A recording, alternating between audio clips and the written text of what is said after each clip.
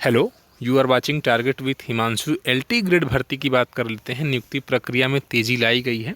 लोक सेवा आयोग की एलटी ग्रेड शिक्षक भर्ती 2018 के चयनितों की नियुक्ति प्रक्रिया में तेजी आई है। इस प्रक्रिया में शामिल 15 विषयों में से हिंदी और सामाजिक विज्ञान को छोड़कर शेष 13 विषयों के परिणाम घोषित कर दिए गए हैं और अभिलेखों का भी सत्यापन किया जा चुका है। 13 में से 9 विषयों के चयनितों की फाइल नियुक्ति पत्र निर्गत करने की संस्तुति के साथ शिक्षा निदेशालय को भेज दी गई है। तो जो लोग एलटी ग्रेड वाले हैं उनके लिए एक खुशखबरी भी है। नियुक्ति पत्र शिक्षा निदेशालय के स्तर से जारी किया जाएगा और अभी फ़िलहाल लॉकडाउन की वजह से अभ्यर्थियों को नियुक्ति पत्र नहीं मिल रहा है, लेकिन निदेशालय में भी 20 अप्रैल से मिली छूट के बाद काम हो रहा है।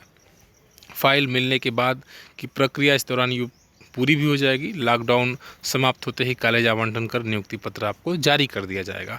आयोग ने बाकी विषयों संगीत, कृषि, वाणिज्य, कला, गृह विज्ञान, शारीरिक शिक्षा, कंप्यूटर विज्ञान, उर्दू की फ़ाइल शिक्षा निदेशालय को भेज दी है। संस्कृत, जीव विज्ञान, गणित और अंग्रेजी की फ़ाइल भेजने की प्रक्रिया आयोग में चल रही है। ठीक है, तो ये एक अच्छी खबर है ऐसे लोगों के लिए जो एलटी ग्रेड से संबंधित हैं। और बाकी आप जानते हैं हाई कोर्ट ने आदेश दे ही दिया फर्जी शिक्षकों को हटाने का। तो हर ज़िले में जितने भी मतलब फर्जी शिक्षक हैं उनको अब नौकरी के जाने का डर सता रहा है, क्योंकि अभी तक वो गलत फर्जी डिग्री के आधार पर नौकरी कर रहे थे। बहुत से ऐसे लोग हैं जो घरों पर रहते हैं और कई राज्यों से, दूसरे राज्यों से भी नौकरी बिना पढ़े, बिना स्कूल गए, बिना कॉलेज गए, मतलब डिग्री घर पे बैठे हुए ले लेते हैं। तो इस तरह की चीज़ें भी बहुत लोग करते हैं, बाद में डिग्री फर्जी निकल जाती है। तो स्कूल कॉलेज अगर खुलेंगे भी आने वाले समय में, तो वहाँ पर प्रार्थना सभा, सामूहिक खेलकूद पर प्रतिबंध लगा दिया गया है। अभी फ़िलहाल स्कूलों को खोलने का कोई मतलब लगता नहीं है कि स्कूल खोलेंगे, क्योंकि स्कूल तीनों जोन में नहीं खुलेंगे, क्योंकि ये एक ऐसी जगह होती है जहाँ पर बहुत अधिक संख्या में अभ्यर्थी जुड़ते हैं। चाहे वो स्कूल हो, चाहे कॉलेज हो। सेमिनार पर 1 साल तक रोक लगा दिया गया, प्रार्थना सभा पर रोक लगाया गया है। तो सरकार का उद्देश्य साफ है कि अधिक से अधिक लोगों को दूर रखा जाए, मिलने न दिया जाए। और यही कारण है कि अभी विद्यालय खुलने के वैसे कोई चांस भी नहीं है। जुलाई अगस्त के बाद ही देखा जाएगा, अगर स्थिति सामान्य होती है तो। अभी फ़िलहाल कोई जोन हो, चाहे वो ग्रीन हो, रेड हो या ऑरेंज हो, विद्यालय तो खुल नहीं रहे हैं। अभी उस पर कोई डिसीज़न भी नहीं लिया गया है। अब पाठ्यक्रम में आपके कोविड-19 को भी शामिल किया जाएगा और बड़े स्कूलों को 2 शिफ्टों में चलाने पर विचार है।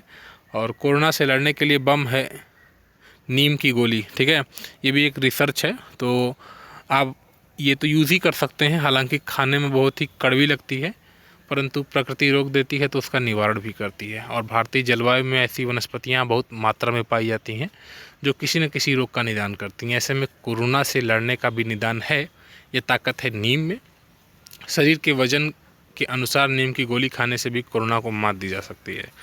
और ये दावा देश कानपुर के BNSD शिक्षा निकेतन में रसायन शास्त्र की प्रवक्ता अवनीश मल्होत्रा का है। उन्होंने कहा कि मुख्यमंत्री को पत्र भी लिखा उन्होंने और भारतीय कृषि अनुसंधान परिषद को भी संकल्पना पत्र वो भेजेंगे।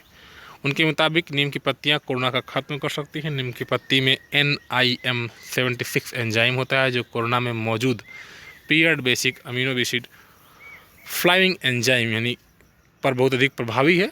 कोरोना वायरस शरीर के अंदर आने पर सबसे पहले छोटी आंत के पास मिलने वाली फ्यूरिन एंजाइम के साथ क्रिया करता है और उसके स्पाइक फैलने लगते हैं। ये स्पाइक अंदर और बाहर दोनों तरफ होते हैं जो S1 और S2 प्रोटीन से बने होते हैं। और प्रोटीन और एंजाइम की क्रिया से शरीर के अंदर कोवैलेंट बॉन्ड बनने लगते हैं और वायरस अधिक ताकतवर होकर शरीर के विभिन्न हिस्सों पर अपना प्रभाव डालना शुरू कर देता है। वहीं नीम में क्या होता है, मौजूद जो 76 एंजाइम शरीर में मौजूद अन्य रसायन और एंजाइम के साथ क्रिया करके आयनिक बॉन्ड बनाता है। रसायन विज्ञान सिद्ध कर चुका है कि आयनिक बॉन्ड अधिक मजबूत होते हैं और कोवैलेंट बॉन्ड को प्रभाव के निष्क्रिय कर देते हैं, यानी इससे कोरोना वायरस को फैलने में रोका जा चुका है।